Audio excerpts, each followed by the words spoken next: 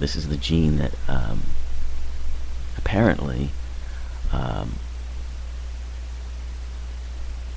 makes people able to have transcendent kinds of experiences. There are people who have, that gene in abundance, and there are people who have less of that gene, but everyone's got it. So, what you decide to do with your spirituality, whether you embrace it, whether you ignore it, whether you give it over to another entity like an organized religion, that's entirely up to you. But everyone has it. It's just that some people don't know how to deal with it, or aren't even interested in it, or have been taught that it's not real. So it's very interesting to consider these ideas. I know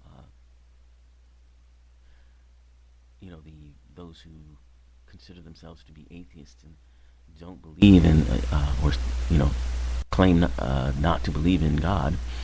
Uh, you know they are almost as dogmatic as a church in many ways.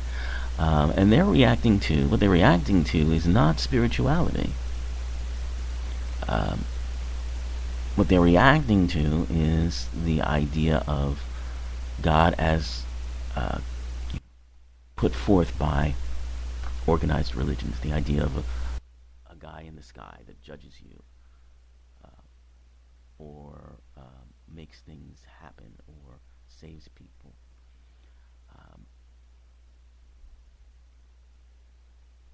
but being uh, atheist actually is not um, incompatible with being spiritual.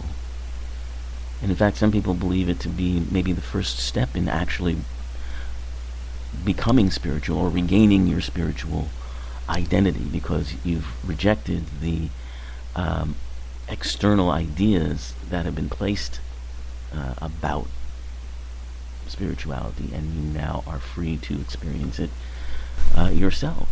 And there have been people who have gone from being atheists, and after having rejected all of those ideas of the church, find themselves having spiritual experiences.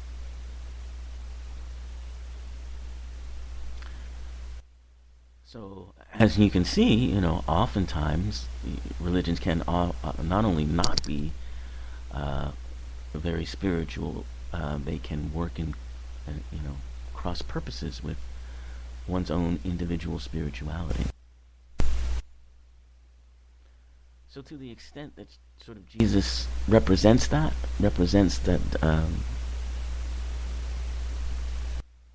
personal transformation, that breaking away from church laws that were restrictive and not particularly helpful, um, to that extent, I think he probably shows that idea of human spirituality.